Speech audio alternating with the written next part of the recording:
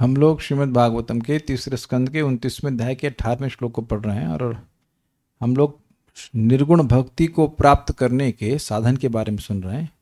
आपने 17वें में सुना था महताम बहुमानिना, जो महत पुरुष हैं, जो आचार्य हैं, उनका अत्यधिक सम्मान करने के द्वारा, दीना नाम अनुकंपया, जो दीन है उन पे अनुकंपा ने दया करने के द्वारा, जो अपने तुल्य हैं उनके से मैत्री करने के द्वारा, और यम और नियम के द्वारा। एक बात यहाँ पे और जो सोचने वाली है वो ये है कि ऐसा नहीं है कि निर्गुण भक्ति प्राप्त करने के बाद दया करना शुरू करना है। दया करने से निर्गुण भक्ति प्राप्त हो जाएगी। तो ये जो आर्गुमेंट है लोगों का कि आप पूरी तरह से भाव भक्ति प्रेम भक्ति को प्राप्त करेंगे और फिर प्रचार करेंगे, प्रीचिंग करेंगे, ये इसका कोई आधार नहीं है। एटलीस्ट भागवत आधार नहीं है, क्योंकि आपके सामने लिखा हुआ है दीना नाम अनुकंपया। Is it not? क्या लगता है आपको? काले कृष्ण प्रभु, एक बार दोबारा से ऑन कीजिएगा बल्ब, से टू वाइट, ऑन करके ऑफ कीजिए, ऑफ करके ऑन कीजिए। हाँ, बगल वाला, हाँ फिर ऑन कीजिए, नहीं फिर से ऑन कीजिए, अभी ठीक है। हाँ ओके, ओके, ये समझने वाली बात है। फिर वाइट हो गया यार, चलिए ठीक है, चलने दीजिए, हाँ कोई बात नहीं। तो बात ये है कि लोग बारंबार ये बोलते हैं और यही सोचते हैं कि, लेकिन भगवान तो ऐसा नहीं कह रहे कि आप निर्गुण हो जाइए फिर दूसरों पर दया कीजिए। यहाँ तो स्पष्ट आपके सामने लिखा हुआ है।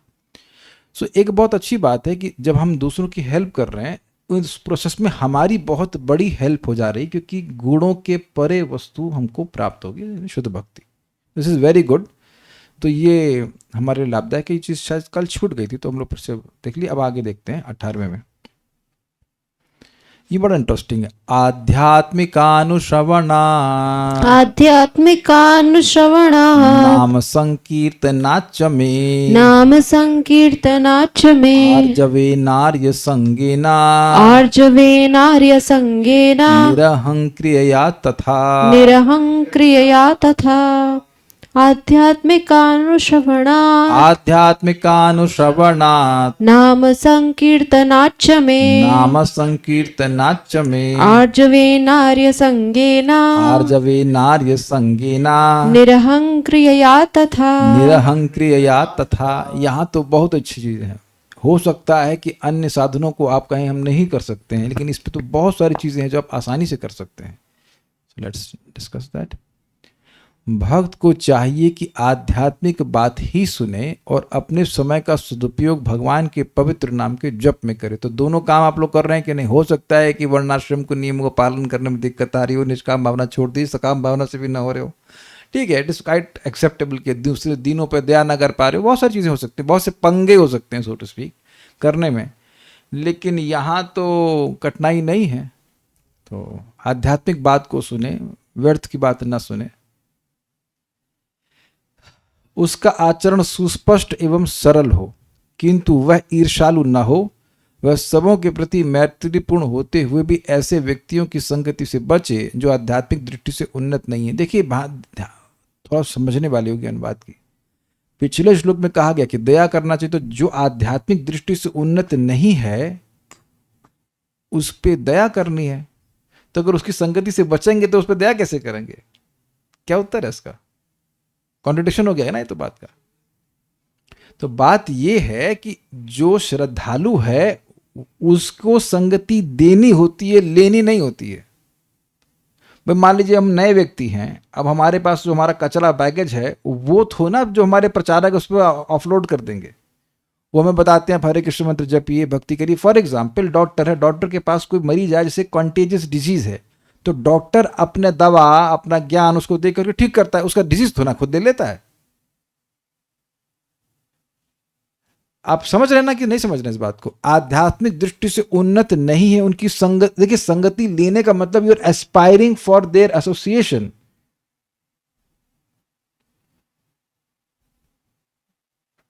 एक होता है ना giving association and taking association. तो अब अगर जो आध्यात्मिक दृष्टि से उन्नत नहीं है तो क्या वो खुद से बोलेगा आपको भक्ति करने के लिए? नहीं करेगा वो। डस दैट सिंकिंग? क्या जब आप लोग पहली बार भक्ति में गए थे, भक्तों से मिलने गए थे, तो आप लोग भी प्रवचन करना शुरू कर देते, फिर जी देखिए हम लोग देह नहीं आते, मैं आप चुपचाप बैठे, हम लोग देख रहे होते क्या हो रहा है। वी आर कंप्लीटली लाइक ना कोयले की तरह कोयले की तरह सभी लोग आते हैं। सो भक्त लोग हमें अपनी एसोसिएशन दे रहे होते हैं, है कि नहीं?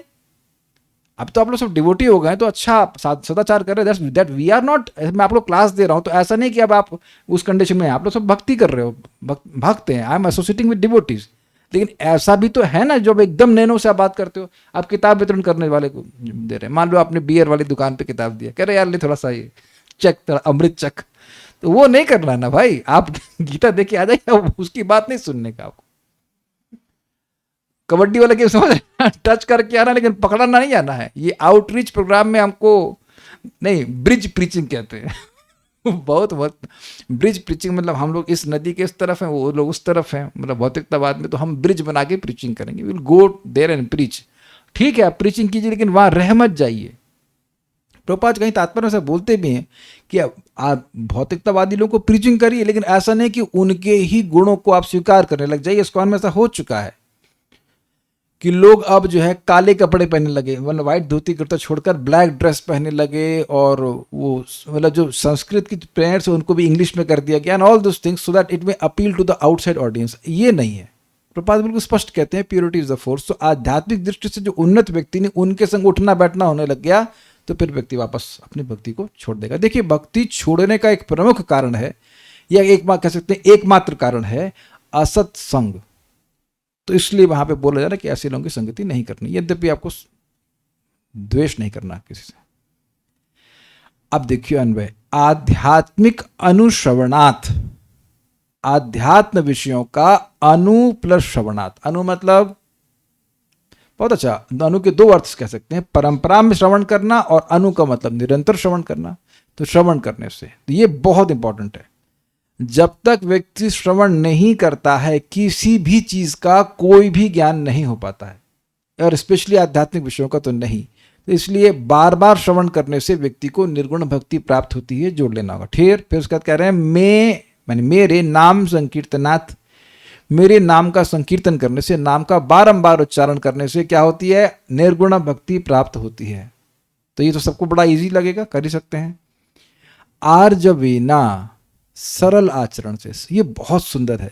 शिला प्रभुपाद जी के गुरु महाराज शिला भक्ति सिद्धांत सरस्वती ठाकुर जी कहते थे सरलता यही वैष्णवता। क्या अनुवाद होगा? सरलता ही वैष्णवता है। मतलब मन में कुछ और है और बाहर कुछ और बोल रहे हैं। आप देखेंगे कि जनरली ये बच्चे नहीं कर पाते। आप यू नोटिस्ड, छोटे बच्चे अगर गुस्सा है तो गुस्सा दिखा देंगे, और अगर आपसे प्रेम कर रहे हैं तो वो भी दिखा देंगे। लेकिन हम लोग का ये सामर्थ्य है कि गुस्सा भले हो लेकिन अंदर छुपा लेते हैं। और दो अगर झगड़ा हो जाए तो उससे अच्छा है कि छुपा ही लीजिए। लेकिन ये आर्ट समाउ उधर over the years as we grow up we learn ना, अपने इमोशंस छुपा लेते हैं, अपने इंटेंशन छुपा लेते हैं। तो ये सरलता किसका विपरीत है? दंभ का। याद आ रहा आपको दंभ का? दंभ मतलब बाह्य आचरण, बाह्य लोगों में हल्ला, बाहर लोगों में हल्ला हो जाए कि मैं बहुत बड़ा धार्मिक व्यक्ति हूं। सरलता, सरल व्यवहार रखना। लेकिन आप देखेंगे कि शुद्ध भक्तों ने भी कभी कभी कपट किया है। किसके बारे में बोल रहा हूं मैं? सनातन गोस्वामी जी। सनातन गोस्वामी जेल से बाहर निकलने के लिए वहां के जेलर को कहते हैं आप तो जिंदा पीर हैं, मतलब यू आर लिविंग सेंट, और मैं अगर आप मुझे यहां से छोड़ देंगे तो मैं हज जा करने जाऊंगा। Like that. गए हज करने तो वृंदावन चले गए, but that was for a specific purpose. इस संबंध में भी बात आ रही है कि जब नंद महाराज वसुदेव जी से मिलते हैं, ही इज वेरी, नहीं वसुदेव जी नंद महाराज से मिलते हैं ऐसे कहना चाहिए, तो बड़े ही सरल तरह से बर्ताव हो रहा है। लेकिन वसुदेव जी जब बात कर रहे हैं कंस से, तो वहां शब्दों का प्रयोग ऐसा कर रहे हैं कि इसमें बताया गया शास्त्रों में कि ऐसा लग रहा है कंस को कि जिस बच्चे से तुमको भय है वो मैं तुमको दे दूंगा। लेकिन उनका कहने का आशय ये था कि जिस बच्चे से तुमको भय है उसको तो मैं तुम्हें कभी नहीं दूंगा, और नहीं दिए वो। अब इसको मैं यहाँ नहीं समझा सकता हूँ आपको, वहां पे जब आप महाराज का प्रवचन सुनिए, 10th कांड पढ़ेंगे तो आपको समझ में आएगा। तो वसुदेव जी चीटिंग किए कि नहीं किए? तो चीटिंग करना जरूरी है ना कंस से। जब भागवत पढ़नी थी तब भी झूठ बोले थे कि तबीयत खराब है। हाँ, सनातन गोस्वामी बोले थे, but you see that's for a different purpose. But normal dealing में व्यक्ति को सरल रहना चाहिए, उससे हृदय पवित्र रहता। तो इससे क्या होगा, निर्गुण भक्ति प्राप्त होती है। चीटिंग नहीं करनी चाहिए। आर्य संगीना, साधु पुरुषों की संगति से, इस पे बड़ा एक पूरा एक श्लोक खुल जाएगा 3.33.7। जो व्यक्ति भगवान को प्रसन्न करने का लिए भगवान का नाम उच्चारण कर रहा है जीव से, उसने आर्यों के लिए जो आवश्यक है वो सारे कार्य कर लिए। अर्थात जो भगवान का नाम भगवान को प्रसन्न करने के लिए कर रहा है, सच नाइस कॉन्शियसनेस। ऐसे व्यक्तियों की संग से निर्गुण भक्ति प्राप्त होती है तथा निरहंक्रिया, निरहंकार से मन भगवान में लगता है। अब ये क्या मतलब हुआ, देखिए सिंपल सी बात है। अहंकार के वशीभूत होकर कोई व्यक्ति कार्य कर रहा है, इसको हम कैसे जानेंगे? हम दूसरों की बात नहीं कर रहे, हम काम कर रहे हैं, या मैं अहंकार के वशीभूत होकर कार्य कर रहा हूं, ये मैं कैसे जानूंगा? माइक बताइए। It has to be understood ना। जो व्यक्ति मैं और मेरी भावना को लेकर करे, मैं अपने लिए कर रहा मोर हूँ, क्लियर, मैं अपने लिए कार्य कर रहा हूँ, अपनी संतुष्टि के लिए, अपने परिवार वालों के। एग्जैक्टली, कि मैं कृष्ण को संतुष्टि हो इससे कोई मतलब नहीं, मैं संतुष्ट हूं वो। तो अब वैसे जो भी कार्य होंगे वो सब अहंकार के द्वारा प्रेरित होंगे। और धीरे धीरे करके धैर्यपूर्वक हम लोगों को ये डायग्नोस करने की क्षमता होनी चाहिए कि ये जो विचार उठ रहा है, नहीं, ये जो सजेशन आ रहा है, ये मिथ्या अहंकार से आ रहा है। क्या मैं लास्ट लाइन समझा पाया? आप अभी भागवत पढ़ने आ रहे हो तो आप जानते हैं कि भगवान को प्रसन्न करने वाले कार्य हैं, इससे भगवान प्रसन्न होते हैं। तो it is not coming from your false ego. ये क्लियर है? जो भी भक्ति के कार्य हैं, प्रसाद पा रहे हैं, नाम जप कर रहे हैं, भक्ति के कोई भी कार्य कर रहे हैं, इट्स वेरी क्लियर कि यह भक्ति के कार्य हैं और ये मिथ्यांकार से नहीं आ सकते। मिथ्यांकार के नेवर से बहुत अच्छा कर रहे हैं यार, very good, chanting very nice, it is not going to happen. आप सब जानते हैं कि कुछ कार्य भक्ति के होते हैं, कुछ कार्य भक्ति के नहीं होते हैं। तो जो कार्य भक्ति के नहीं है, या एटलीस्ट आपके नित्य नैमित्तिक कर्म भी नहीं है, तो फिर वो मिथ्यांकार से ही आ रहा है। ये देखने का व्यक्ति को सामर्थ्य होना चाहिए और उन कार्यों को नहीं करने का प्रयास करना चाहिए। मैं बोल रहा हूँ प्रयास because sometimes we may fall in prey to it, but धीरे धीरे करके उनको छोड़ना चाहिए, क्योंकि वहीं से तो सप्लाई मिल रही ना अहंकार को, गुणों की सप्लाई तो वहीं से हो रही। क्या मैं कुछ समझा पाया? ठीक है। भावार्थ दीपिका, आर्जव अर्थात अकौटिल्य अर्थात मन की सरलता। सारार्थ दर्शनी, आध्यात्मिकानुश्रवणात्, इसका बड़ा सुंदर अर्थ ले रहे हैं। आध्यात्मिक से अभिप्राय अंतःकरण के भाव का, अर्थात दोष और गुण के निरंतर श्रवण के कारण। ये समझे बात? देखिए, अंतःकरण में विभिन्न प्रकार के दोष हैं, काम, क्रोध, लोभ, मोह, मद, मात्सर्य। आप देखेंगे और आप विचार कीजिए कि सामान्य डिस्कशंस में इनके बारे में कोई बात नहीं होती है कि काम खराब चीज है, क्रोध खराब चीज है, ये मात्सर्य खराब चीज है, बल्कि ये एनकरेज किया जाए। यहां तक कि आप देखिए सूक्ष्म रूप से माता पिता भी एनकरेज करते हैं, तुम थर्ड कैसे आए, फर्स्ट क्यों नहीं, वो फर्स्ट क्यों? ईर्षा होती नहीं? पैदा होते ही तो आपको ईर्षा नहीं होती ना कि फर्स्ट कौन, सेकंड कौन? कौन देता है ये बताइए? सोसाइटी में क्या पड़ोसिया के बोलता है आपको? किसका पड़ोसिया के बोला कि तुम फर्स्ट नहीं आए? कौन? हाथ खड़ा करो भाई, यहाँ पे वो फर्स्ट आया भी नहीं लगता, सब कमजोर कमजोर छात्र रहेगा यहाँ पे। फर्स्ट नहीं आए तो पड़ोसी के कोई गाली दिया हो तो बताइए क्यों? संगीता माता जी वेदवादिनी को डांट लगाई थी आपकी? एर्थ क्यों आई? क्या आती थी आप? एर्थ आती थी, फर्स्ट आती थी, एर्थ भी नहीं आती थी। अच्छा, एनीवेज, तो आप देखिए कि माता पिता ही उसको सोटा मारते रहते हैं। हमारे घर में थर्ड क्यों? थर्ड है, ठीक है, फर्स्ट आना चाहिए, इत्यादि इत्यादि। दिस एनकरेजेस कंपटीशन एंड ईर्षा। तो हम खाली बातें कर रहे थे कि काम खराब चीज है, क्रोध खराब चीज है, ये चीज का कोई डिस्कशन ही नहीं हो जाता है। तो अंतःकरण के दोष को सुनेगा तो उसको शुद्ध करने के जो साधन है उसके प्रति उसकी मतलब सीरियस बुद्धि, उपादेय बुद्धि के ये करने से ये सब चीज नष्ट होगी। आप देखो कि भक्ति तो हम लोग कर रहे हैं, लेकिन ये भी तो सचेत हैं कि भाई काम नष्ट होना चाहिए, क्रोध कम होना चाहिए, ये अच्छी चीज़ नहीं है। और ये तभी है क्योंकि हम बार बार इसके बारे में सुनते हैं। तो जितनी बार, जैसे मान लीजिए बोलने और सुनने के बाद भी व्यक्ति क्रोधित हो गया या उसने बहुत गर्व का आचरण किया, तो वो उसको दोष मानेगा, न कि अपना अलंकार। इस जगत में ऐसे लोग हैं, जो मेरा एक कजिन भाई है, मैंने बताया ना, वो बोला मेरे को कि जब तक 50-60 लोगों को गाली नहीं देगा उसको अच्छा नहीं लगता है। मैंने he feels happy about it कि हम 50 लोगों को गाली देते हैं। बताइए, हम लोग के मुख से कहीं गाली निकल जाए, किसी को दुख लग जाए तो खराब लगता है ना। तो ये सब बार बार सुनने की वजह से ये आचरण ठीक नहीं है, ये आचरण ठीक नहीं है।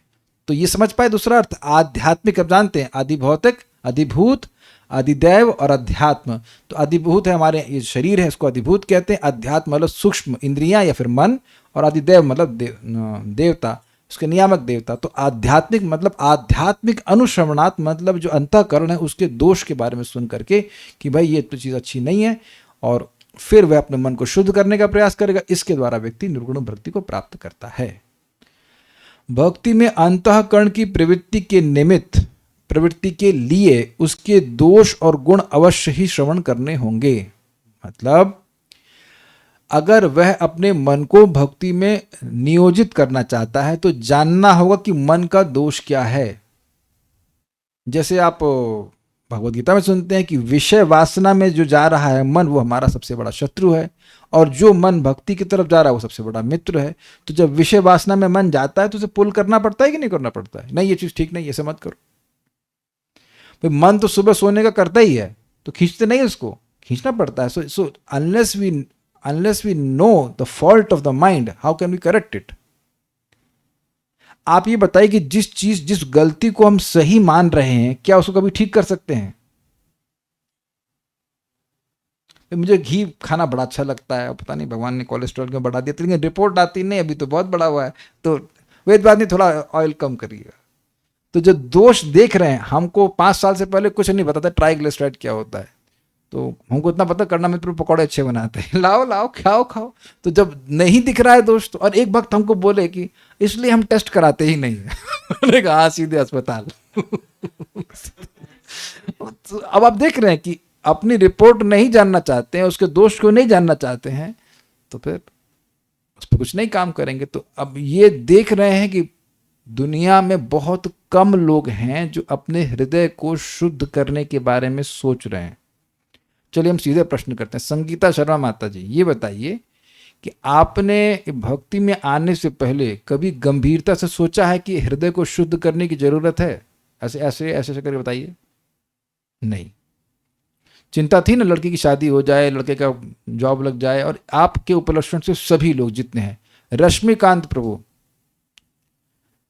केम छो, मजा में छो? हाँ मजा हाँ मजे में। अब हृदय शुद्ध करने के बारे में कुछ सोचे आप? कभी सोचे आप? हम भक्ति में आने से पहले कौन व्यक्ति यहाँ हृदय को शुद्ध करने के बारे में कभी सोचा है? उसने कभी नहीं सोचते ना। तो आप समझ लीजिए, क्योंकि हृदय तो बढ़िया है ना, क्या दिक्कत है? हार्ट तो प्रॉब्लम है, कोलेस्ट्रॉल वगैरह सब बराबर है। अरे हार्ट मतलब माइंड को प्यूरिफाई करने के बारे में कोई सोचता नहीं। तो ये सुनने से व्यक्ति को उसका दोष समझ में आता है। We assume everything is fine. Yes, because everything is fine. सही तो है। शराब पीने में शौकिया, थोड़ा शराब पीने में क्या दिक्कत है? वंस इन अ वीक क्या दिक्कत है? थोड़ा मांस खा लिया, शराब पी लिया, तो उसको दोष ही नहीं मानते हैं लोग। ये बात है। तो उसको सुनने से दोष समझ में आता है। दंभ आदि अंतःकरण दोष अपने में विद्यमान जानने पर महत की उपासना के द्वारा गर्व अहंकार को जय करेगा इत्यादि विधि होने से भक्तगण अपने दोष और गुण के श्रवण में प्रवृत्त होंगे, इसलिए इस प्रकार कहा गया। बड़ा सुंदर, बहुत सुंदर है। देखिए, ये शास्त्र का वचन है कि जब व्यक्ति महत की उपासना करता है, महान पुरुषों की सेवा करता है, तो उसके सारे दोष समाप्त हो जाते हैं। ये 7वें स्कंद में भी आएगा। गुरु की सेवा से सारे अनर्थ नष्ट हो जाते हैं। तो जब वह अनर्थों को समझेगा, पॉइंट नंबर 1 कि ये चीज गलत है, तब वो महत पुरुषों की सेवा करेगा। ये समझ में आया आपको बात? काम अच्छा नहीं है, क्रोध अच्छा नहीं है, कामना ही है जो बार बार व्यक्ति को जन्म मृत्यु के चक्र में लेके जा रही है। तो खराब मानेगा कि नहीं मानेगा? तब अब यहां घर परिवार की सेवा करके तो कामना नष्ट नहीं हो रही है, तब वो भक्तों की संगत में बैठेगा उससे उनकी उनकी बात को सुनेगा और उसका हृदय पवित्र होगा। इसका बहुत प्रभाव है। इसीलिए जो कई बार कहते हैं प्रभु जी हम दोष के बारे में सुनते हैं, दोष जाते नहीं हैं काम क्रोध आदि के बारे में, तो फायदा क्या? फायदा होगा क्योंकि आप उसको और अधिक सीरियसली लोगे कि ये चीज़ ठीक नहीं है, और इसके लिए जो प्रयास करने होते हैं फिर व्यक्ति ठीक से प्रयास करेगा। We become more serious about our disease, हृदय रोग जिसे कहा जाता है। कॉन्शियस ऑल्सो, यस, ये अच्छी बात है यहाँ पे, बहुत अच्छा बात थी।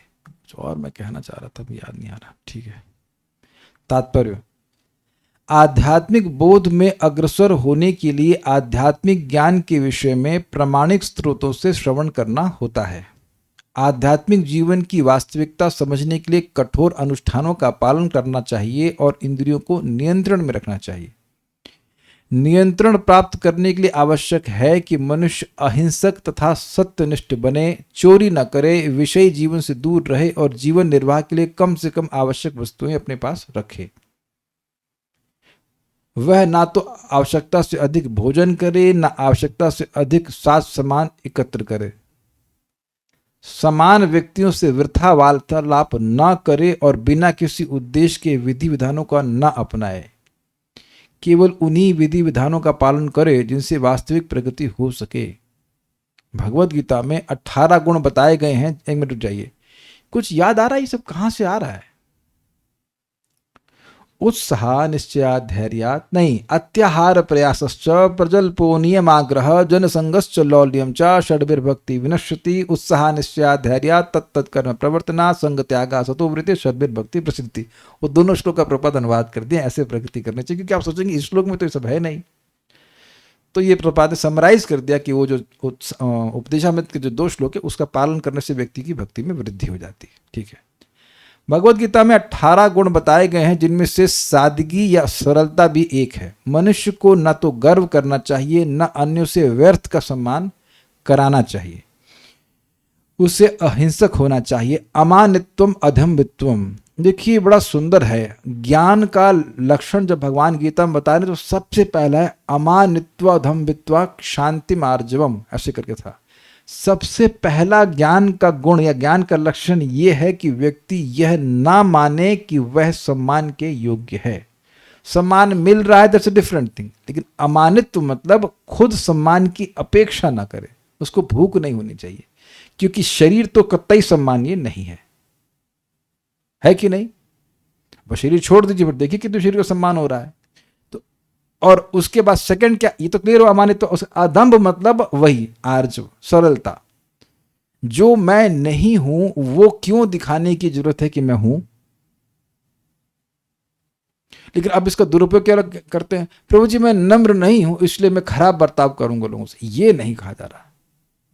कुछ लोग ऐसा कहते हैं भाई हमारे मन में क्रोध है तो हम बस सरल हैं इसलिए हम क्रोध प्रकाशित कर देते हैं। ये गलत है, ये गलत है। क्रोध एक अनर्थ है, वो उसको अपने पर हावी नहीं होने देना चाहिए। देखिए क्या ये भेद नहीं देख पा रहे? कुटिलता अलग चीज है और क्रोध को संवरण करने का अलग चीज है। क्रोध आ रहा है तो आप क्रोध प्रकाशित ना करें तो क्या ये कौटिल्य है?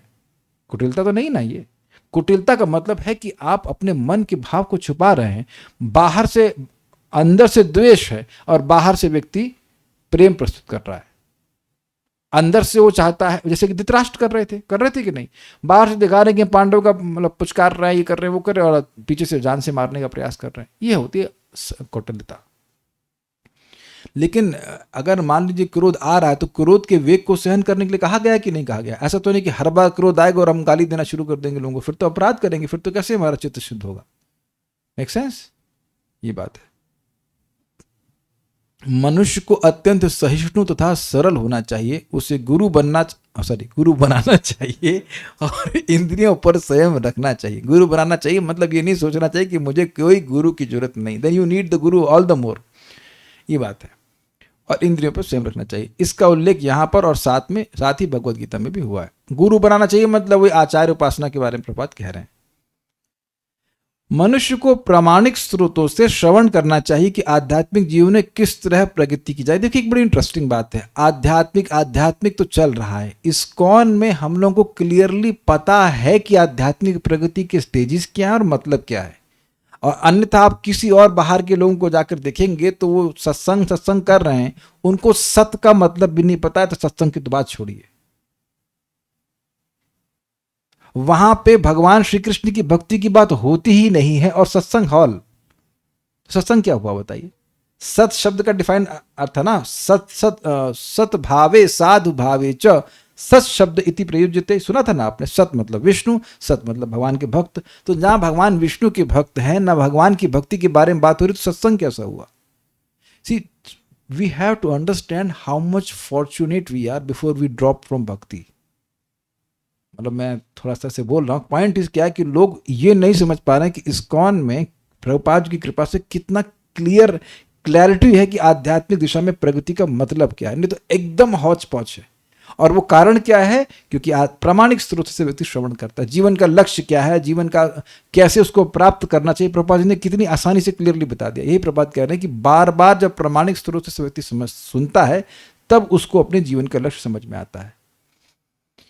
ऐसे उपदेश आचार्य से ग्रहण करने चाहिए और उनको आत्मसात करना चाहिए। ये दो बातें हैं, ये बड़ी मजेदार बात है। उपदेशामृत में दो स्टेज बताई गई हैं, श्रवण दशा और वरण दशा। जब हम पहली बार कोई बात सुनते हैं तो भले ही उसका विरोध ना करें, उसको स्वीकार कर लें, नहीं सुन लें, लेकिन स्वीकार नहीं करते।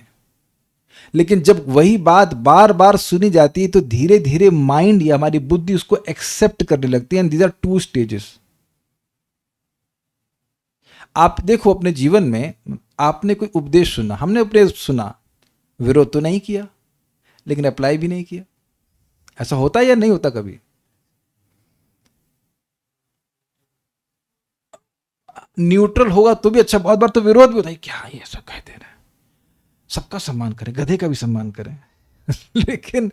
लेकिन अब है ना, वो जिस वक्त ने हमसे खराब बर्ताव किया उसका भी सम्मान करें, क्यों करें? तो माइंड आप देखिए पहले तो एक्सेप्ट नहीं करता, सुन लेता है, नहीं कुछ बोलेगा, लेकिन उसको अप्लाई क्यों नहीं करते? क्योंकि वर्ण दशा नहीं आई। इसलिए जब बार बार सुनते हैं, बार बार सुनते हैं, बार बार सुनते हैं, तब बात समझ में आती है। इसीलिए आप देखेंगे प्रभुपाद जी के तात्पर्य रेपिटेटिव हैं, because we don't accept immediately. सबके संग ऐसा होता है, तुरंत स्वीकार नहीं करते। कितने लोग आधा पेट खाना शुरू कर दिए हैं? मैं तो हाथ नहीं खड़ा कर रहा, बाकी लोग। अच्छा, कितने लोग मानते हैं कि ये गलत बात है? आधा कार्य के शुरू कह रहे हैं आधा का पेट खाना गलत बात है। तो आप देखेंगे कि हम सब लोग सुन लिए, लेकिन so it take some time, और हमारे हित के लिए ही है, लेकिन it take some time. So that's a point कि धीरे धीरे करके वो आत्मसात करता है, उसको एक्सेप्ट करता है। अब आखिरी पॉइंट यहाँ पर है, अगला पॉइंट है, यहां पर नाम संकीर्तनाच का विशेष उल्लेख है। अर्थात मनुष्य को भगवान के पवित्र नाम हरे कृष्णा कृष्णा कृष्णा हरे हरे, हरे राम राम राम हरे हरे का कीर्तन या तो अकेले या मिलकर करना चाहिए। अब देख रहे हैं प्रभुपाद जी का तात्पर्य कितना मजेदार है। प्रभुपाद ये भी बता दीजिए कौन सा नाम कीर्तन करना है, दैट इज स्पेशलिटी। और नहीं तो आपके पास स्कोप होता कि बहुत सारे नाम बोलो, कोई भी नाम बोलो, but he specifies that which mantra to be spoken. बात बहुत सिंपल लगती है, बट जैसे आप ये सुन रहे हैं, you are getting counselling from Shrila Prabhupada which mantra to chant. आपको सिंपल बात लगती होगी, महाप्रभु से पूछा गया, आपने कहा नाम बोलिए, कौन सा नाम बोलें? तो महाप्रभु हरे कृष्ण मंत्र बताते हैं चैतन्य भागवत में, और हरि हराय नमः, कृष्ण यादवाय नमः, यादवाय माधवाय केशवाय नमः, ये सब श्लोक बताते हैं बोलने के लिए। तो सिंपल हमारे लिए। आप ये सोचिए ना, अगर आप इस्कॉन में नहीं होते तो कंफ्यूज रहते ना कि श्री कृष्ण शरणम ममा बोलूं कि ओम नमो भगवते वासुदेवाय बोलूं कि ओम नमो नारायणाय बोलूं। आप लोगों को कभी मिले ऐसे लोग प्रश्न करते थे, कंफ्यूज ही रहते कौन सा मंत्र बोले। तो दिस, और कंफ्यूजन में बहुत टाइम खराब हो जाता है। तो वेरी इजी हरे कृष्ण मंत्र बोले। भगवान चैतन्य ने आध्यात्मिक उन्नति की मूलभूत सिद्धांत के रूप में भगवान के पवित्र नाम के कीर्तन पर विशेष बल दिया है। इसका मतलब क्या है कि भाई ये है आधारभूत सिद्धांत है, बिना चैंटिंग के कोई प्रगति अनुभव नहीं होगी। It is so damn straight. ये बात थोड़ी समझने वाली है।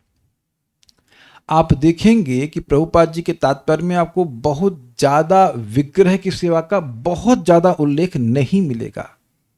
आप लोग अभी तक जितने भी तात्पर्य पढ़ चुके हैं, लेकिन नाम उच्चारण पे बहुत ज्यादा बल देंगे। श्रीमद् भागवत में स्पेशली बोला गया है वो उसी से अंतःकरण शुद्ध होगा और बाकी सारी सेवाएं जो है वो दिव्य हो पाएंगी। इसलिए आप बोल रहे हैं मूलभूत सिद्धांत के रूप में कहा गया है। This is inevitable. इसको आप हैं ये बोलेंगे ना, इसको आप छोड़ नहीं सकते, ये बात यहाँ पे बोली जा रही है। इससे निर्गुण भक्ति प्राप्त होती है। ना व्हाट इज दैट, साधु कृपा नाम बिना ना उपजाए प्रेम, ऐसा है कुछ है ना। हाँ, प्रेम ना हो, साधु की कृपा और नाम के बिना, नामोच्चारण के बिना प्रेम प्राप्त नहीं हो सकता है। So this is how it is there. एक अन्य शब्द यहां प्रयुक्त हुआ है आर्जवेना, जिसका अर्थ है बिना कूटनीति के भक्त को अपने हितार्थ कोई योजना नहीं बनानी चाहिए। निसंदेह धर्मोपदेशकों को भगवान के ध्येय को पूरा करने के लिए कभी कभी समुचित मार्ग निर्देशन के अंतर्गत कुछ योजनाएं बनानी पड़ती हैं, किंतु जहां तक अपना हित है उसके संबंध में भक्त को सदैव कूटनीति से रहित होना चाहिए और उसे ऐसे व्यक्तियों से दूर रहना चाहिए जो आध्यात्मिक उन्नति नहीं कर पा रहे। These are very interesting words. These are very interesting words. आपने ध्यान दिया इस पे? ये बात समझ में आ रही है कि भाई प्रीचिंग करना है तो उसके लिए स्वाभाविक सी बात है कि योजना बनानी पड़ती है, and that is not cheating, that's absolutely perfect. लेकिन इसमें मेरा कितना कट है? ये जो प्रोजेक्ट चल रहा है, जैसे यहाँ पे प्रसाद वितरण होगा, तो इसमें अपना कितना कट है? This is not arjava. तो फिर भक्ति से व्यक्ति कट गया, is not doing bhakti. Clear? तो और की व्याख्या करने की जरूरत नहीं है। और इससे स्पष्ट है कि मंदिर के पॉलिटिक्स में संलग्न होने से व्यक्ति को निर्गुण भक्ति तो निश्चित प्राप्त नहीं होती है। इट इज नॉट युक्त वैराग्य at all.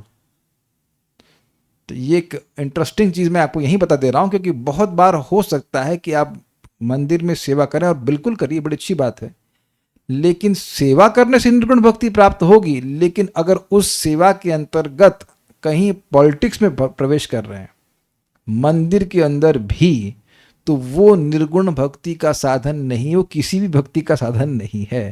That is not भक्ति। पॉलिटिक्स इज नॉट भक्ति, it just corrupts your consciousness. हम तो सोच रहे थे कि कुछ भक्त लोग घर में रहते हैं, मतलब सभी लोग घर में रहते हैं तो कोई संभावना नहीं होगी, लेकिन कुछ न्यूज़ आ जाती है मेरे कान में, इसलिए बोल देता हूं कि you remain, stay away from that. अपने घर में ही मंदिर बना लीजिए, विग्रह रख लीजिए, पूजा कर लीजिए, लेकिन अगर मंदिर में सेवा कीजिए, बहुत अच्छी सेवा करिए, वापस हो जाइए और कबड्डी कबड्डी की तरह, but don't get touched by that politics which anyhow always there in any institution. उससे बचेंगे तो वो निर्गुण भक्ति की सहायता बिल्कुल नहीं करने वाली है। एक भक्त हैं, उनका नाम भी भूल गया हूँ, खाली शक्ल याद आ रही है। वो बता रहे थे कि वो अपना दुख बता रहे थे कि प्रभु जी हमको ऊपर चढ़ा दिया। ऊपर चढ़ाने का मतलब समझ रहे हैं, मतलब स्टेज पे चढ़ा दिए, कर दिया, भक्ति के बारे में कुछ सिखाया नहीं। ही फेल्ट वेरी चीटेड कि ना जप के बारे में ठीक से बताया, ना क्लास के बारे में बताया, और चढ़ा दिया ऊपर, as if I am pure devotee और वट एवर। ये सब चीज़ें ट्रिक्स होती हैं, इससे बचना चाहिए। ये सबसे भक्ति नहीं आती है। ध्रुव महाराज के पॉलिटिक्स में तो पॉलिटिक्स कर सकते थे ना, हमारे हम राज्य हमारा है, ये हम बड़े लड़के थे, वो सब छोड़ करके भगवान के पास भक्ति किए कि नहीं की? जंगल में मिल गए ना भगवान। हम इनसे बचना चाहिए, बचना ही चाहिए, नॉट बचना चाहिए, बचना ही चाहिए। Then we make progress in bhakti. एक अन्य आर्य भी शब्द का प्रयोग हुआ है। आर्य वे व्यक्ति हैं जो कृष्ण चेतना में प्रगति करने के साथ ही भौतिक समृद्धि में भी उन्नति करते हैं। नहीं, एक छूट गया ना पॉइंट। ऐसे व्यक्तियों से दूर रहना चाहिए जो आध्यात्मिक उन्नति नहीं कर पा रहे हैं। ये कुछ अजीब सी बात लग रही है ना। जो बेचारे आध्यात्मिक उन्नति नहीं कर पा रहे, उनसे दूर रहा जाए। देखिए, बात समझिए, अगर आप आध्यात्मिक उन्नति करना चाहते हैं तो दुनिया की कोई ताकत नहीं जो आपको रोक ले। लेकिन अगर हम आध्यात्मिक उन्नति नहीं करना चाहते तो दुनिया की कोई ताकत नहीं जो हमें करा ले। अब समझ में आया कि मैंने क्या कहा? नहीं समझ में आया? आप जब करना चाहते हैं तो जब करेंगे, प्रगति हो जाएगी, और नहीं करना चाहते तो नाटक करने के तो 1000 तरीके होते हैं। हमको एकदम अच्छे से याद है, एक लड़का ज्वाइन किया आश्रम, तो मैं स्नान करने जा रहा था, उठाया, उठ गया, हाँ उठ गया प्रभु, उठ गया, आप जाइए स्नान करके आइए। और मैं लौट के आ रहा हूँ तो रूम खाली, मतलब तैयार होके चला गया मंगल आरती, इज इट नॉट? नहीं भाई साहब, दूसरे रूम में जाकर के सो गए।